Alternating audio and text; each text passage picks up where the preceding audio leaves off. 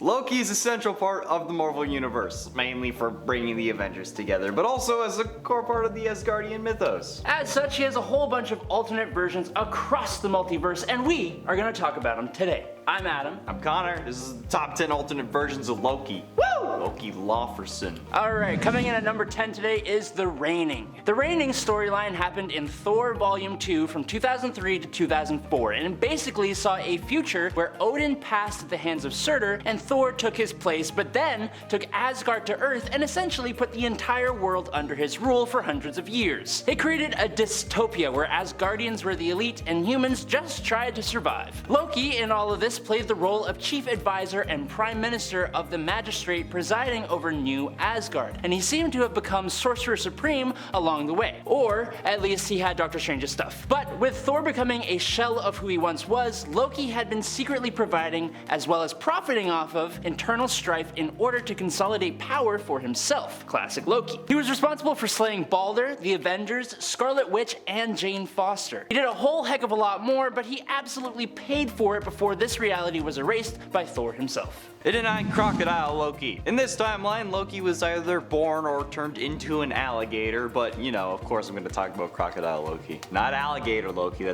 there's a difference. One day he reportedly ate a neighbor's cat and then was detained by the Time Variance Authority for creating a Nexus event, which caused a detour in their version of the sacred timeline, because he wasn't supposed to eat the cat. Oh wait, no, he was supposed to eat another neighbor's cat. Yeah, apparently that's going to ruin the universe. You ate the wrong cat. I don't know how that's possible when it's a sacred timeline, but you know what, that's aside the point. They needed to get the merchandising in there. He was then subsequently pruned and sent to the Void, where he met Kid Loki, Classic Loki, Boastful Loki, and yeah, you know, it's the classic Loki tale, but as a crocodile.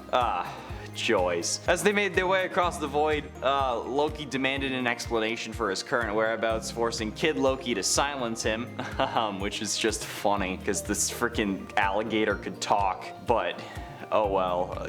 Yeah, it's Loki but as an alligator, okay? That's why he's on the list. There's not much more than that. It's just funny. Number 8, Raised by Frost Giants. A perfect what-if tale. It's almost surprising it wasn't done before this point. In What If Thor in 2018, we get the story of what if Thor was raised by Frost Giants instead of Loki being raised by Asgardians. Simple, but brilliant. Laufey, the king of the Frost Giants, defeats Odin in their battle super long ago, and just as Odin took the infant Loki, Laufey takes the kid Thor and raises him as his own. Loki is obviously here too, and like usual, Thor and Loki form a pretty tight bond as adopted brothers. Unfortunately though, due to Thor's strength and skill in battle, not to mention his fondness for summoning the power of lightning, he is praised among the Frost Giants and by Laufey himself, who begins to completely forget Loki, his actual true son. Instead, Loki finds the captured Freya in the dungeons, and she teaches him how to use magic. Loki eventually busts her out of prison, and together they attempt to escape to Midgard. They go to the ruins of Asgard first and attempt to repair the Rainbow Bridge until Thor and Laufey show up. Loki ends the life of his father, while Thor unknowingly ends his mother with a blast from his giant ice hammer, Ice Crusher. Thor almost takes out his brother as well, but at the last minute,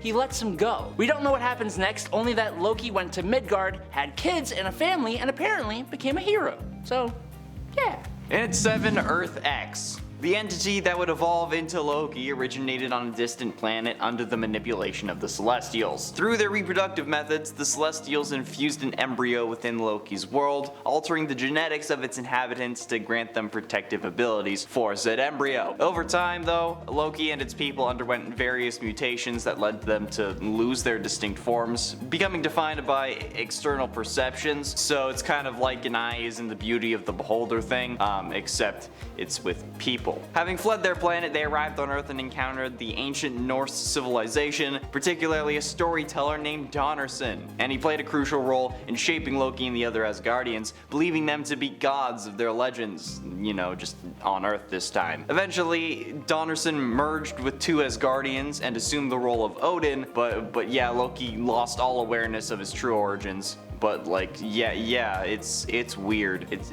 It's definitely a weird one. Number 6, Boastful Loki. Not much is known about the history of this Loki for certain, and that's what makes him so intriguing to me. He claimed to have defeated his world's Captain America and Iron Man and collected all 6 Infinity Stones, but his tales of exploits were not taken seriously even by other versions of himself. He also wields a very strange looking hammer that seems to be made out of a chunk of metal I-beam with a piston rod for a handle. I think that may be the part that has me the most curious of everything about him, to be completely honest. In any case though, he was arrested by the Time Variance Authority and pruned, ending up in the void at the end of time, and he has teamed up with Classic Kid and Alligator Loki, like we talked about before he betrayed them, making a deal with President Loki. Spoilers, sorry. Halfway through into number 5, Sorcerer Supreme. Yeah, you thought that Alligator Loki was scary? What about Sorcerer Supreme Loki? That's true terror. Following his dethronement in the 2017 arc Loki Sorcerer Supreme, Doctor Strange was stripped of his title, his abilities, and his aide Zelma, leading to him becoming a veterinarian for elderly talking dogs, specifically bats. His talking dog. After a failed encounter with Loki resulted in Bats' death, Strange ends up pulling a John Wick and seeks aid from a greater force to counter the God of Mischief. That's what those movies are about, right? While Loki ranks among Marvel's most supreme magic users, his power alone can't really match Doctor Strange. But man, yeah, with the Sorcerer Supreme powers, he's gonna go kind of nuts. And then, like I said, there's John Wick Vengeance, and then obviously it doesn't last forever,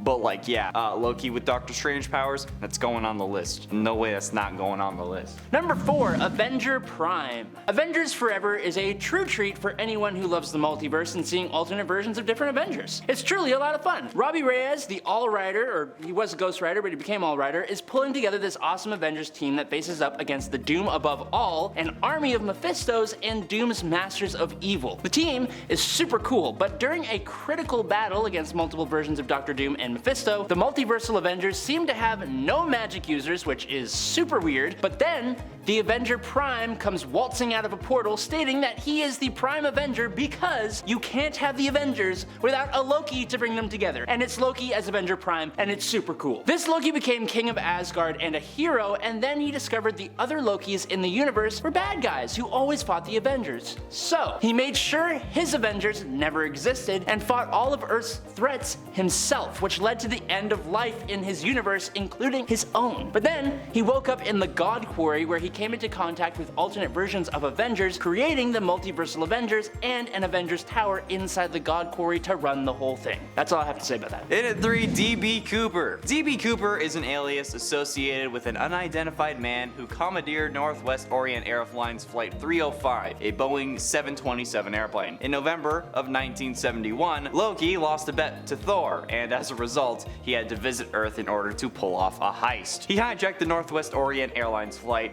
305 in the United States under the pseudonym of DB Cooper, informed Florence Schaffner that he had a bomb and demanded $200,000 in ransom. To comply with the hijacker's demands, the plane landed, exchanged passengers on the plane for the ransom money and backup parachutes, and then they went back up in the air. Loki then collected the ransom money and proceeded to jump out of the airplane with a parachute, only to be transported back to Asgard by Heimdall using the Bifrost Bridge, leaving only a few $20 bills in his wake, which is where the mystery comes from, because if you don't know, DB Cooper jumped out of the plane, never to be seen again, but they couldn't find a body or the briefcase, but they found bills in the water somehow. So yeah, if you were wondering, it was Loki, at least in the MCU, although probably here too. We just haven't figured out that they're real yet. Number 2, Ultimate Loki. Loki, Laufey's son in the main Marvel universe, is a pretty dastardly devil. He's always got schemes on schemes and is just doing what gods of mischief do best, using his sorcery, but he's also somewhat redeemable. The Loki, Odin's son of Marvel's Ultimate Universe, is kinda just a madman, but one with the ability to warp reality. He could retcon history into anything he desired by either creating events that never happened or erasing events as if they never happened. He could create copies of himself, change the color of the skies, render himself himself near impervious to harm even from Thor's hammer and summon armies of monsters. One of the first things this Loki does while a member of the Warriors 3 alongside Thor and their brother Balder is visit his giantess mother, steal the Norn stones, and completely take the life of Balder. He then took on the guise of Baron Zemo during World War II and led an attack on Asgard with frost giants, Germans, and some super soldier Germans that he created. This got him banished to the room without doors, just like he planned, apparently. He was then eventually freed from the room, and unlike his brothers who had been reborn as mortal men, Loki was still a god, and an incredibly powerful one. He would be one of the main threats faced by the Ultimates when they formed, but was eventually depowered by Odin, so sucks to suck. Actually, I'm pretty sure he came back, so I guess it sucks for us. And finally, in at number 1, Necrogod Loki. If you don't understand why that's number 1 just from the name alone, then yeah, I guess I'll explain it. Originating from All Black and the infamous Necroverse, this incarnation of Loki stands as the most formidable and the most badass. Following the closure of Agent of Asgard, Kid Loki, and King Loki's narratives, Loki becomes consumed by vengeance against all of life. Yeah, when you're tired of fighting against your brother, why not fight life? In a catastrophic turn though, he orchestrates a cosmic scale level devastation of just everything, binding with All Black, the Necro Sword, by deceiving Ego, the Necro World. He turns Ego into the sword's other end, acquiring immense power, and yeah, notably Necrogod Loki clashes with old King Thor, resulting in the extinguishing of the sun, and he ruthlessly wipes out Earth's entire population. Yeah. What the hell? He can also time travel, because why not throw that in there? They're already gonna wipe out Earth. There's no stakes anymore. But yeah. And that's all we got. Thanks so much for watching. This is Top 10 Nerd. I'm Connor. I'm Adam, and we will catch you nerds on the flippy flop. Peace out. Bye.